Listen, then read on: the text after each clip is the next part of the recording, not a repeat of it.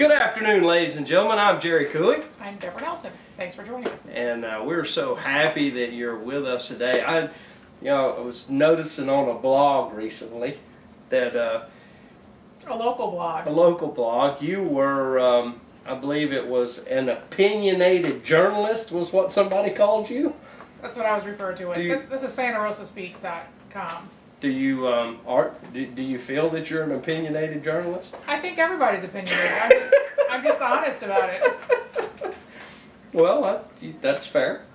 That's fair. There was also another little thing. You were telling me about it, and folks, we're gonna take a little trip down one of the greatest movies ever made.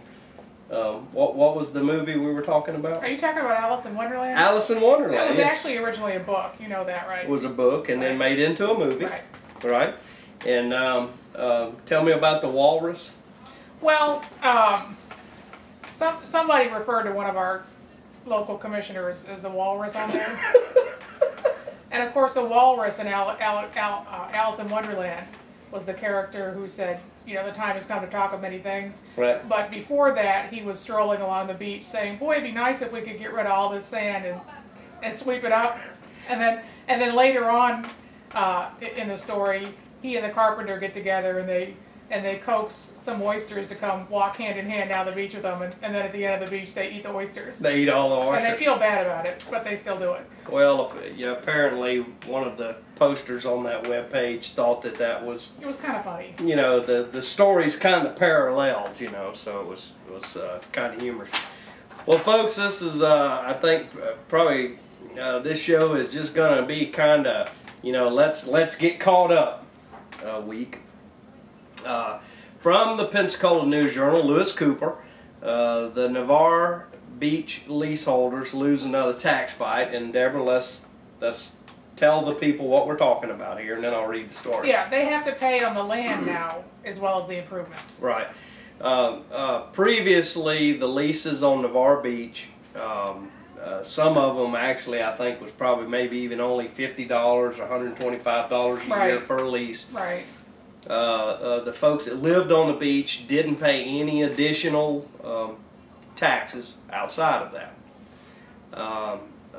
Greg Brown is now our property appraiser. That is one of the things that you know, he felt there was an inequity there, because the folks that live on the beach, they receive services. Right.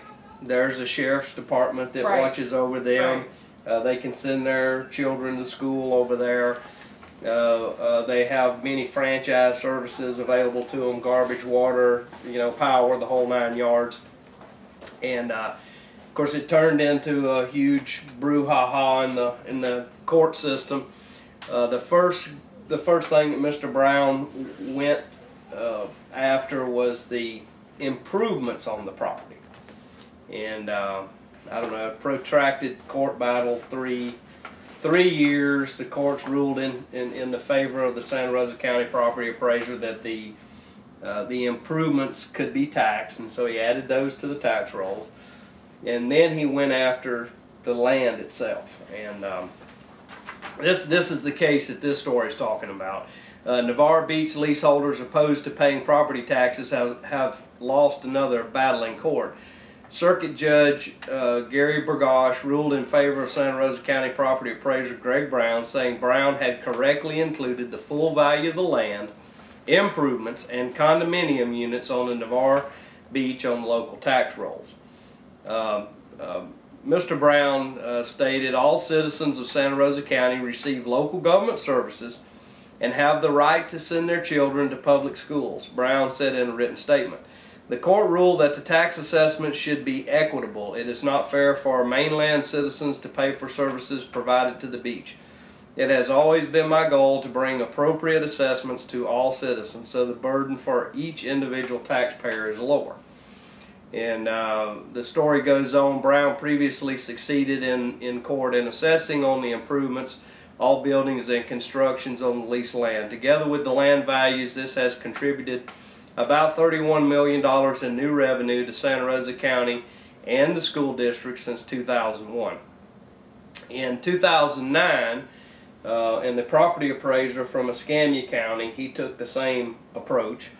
In 2009, the Pensacola Beach leaseholders lost a similar case concerning taxes on improvements, but not the land, just to the leased property. So, 31 million.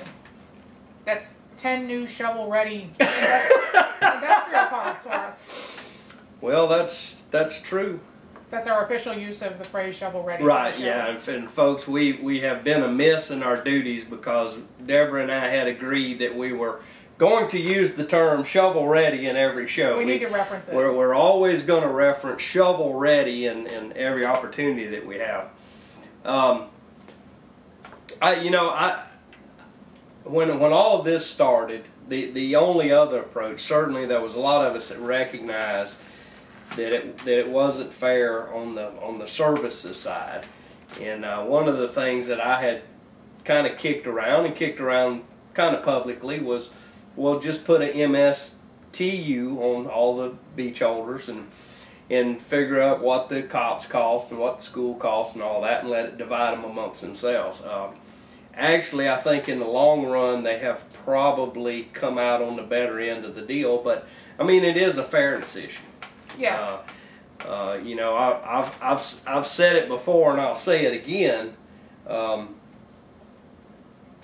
When I get up in the morning, I look at my neighbor's house. Now, I would like to be looking out over the beach, but I understand that that's a huge risk that I'm not willing to take. Therefore, in the service issues there's no reason for folks to be getting services that they don't pay for. Right. Well, and let's not forget, some of these people are big hotel chains. I mean, it's subject. Everybody's subject to the tax Right.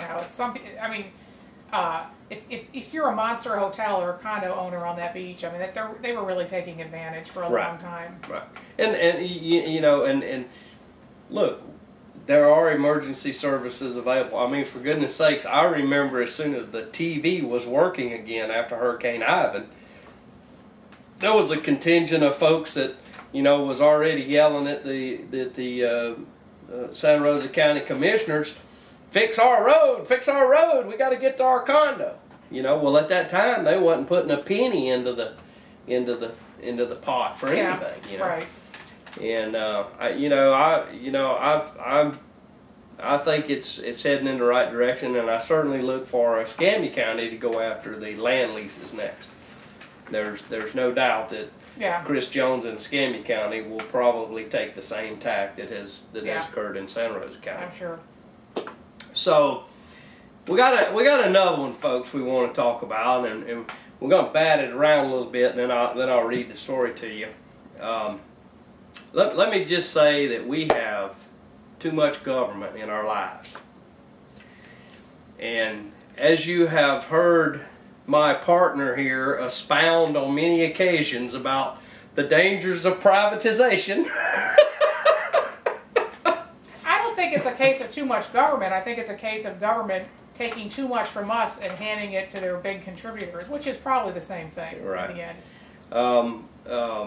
The next topic of discussion is red light cameras. Now, I will tell you that I have tried to read what others have written about it. I have looked at what I believe. Now, I understand, when you get on Google and look at stuff, it's not necessarily 100% true, but I've tried to read what appeared to be truthful traffic studies and things of that nature, and it honestly appears that there's an increase in traffic accidents where there's a red light camera. Right. And one of the reasons for that is the lead car, who's not familiar with the area or who did not see the sign that there is one here, taps their brakes.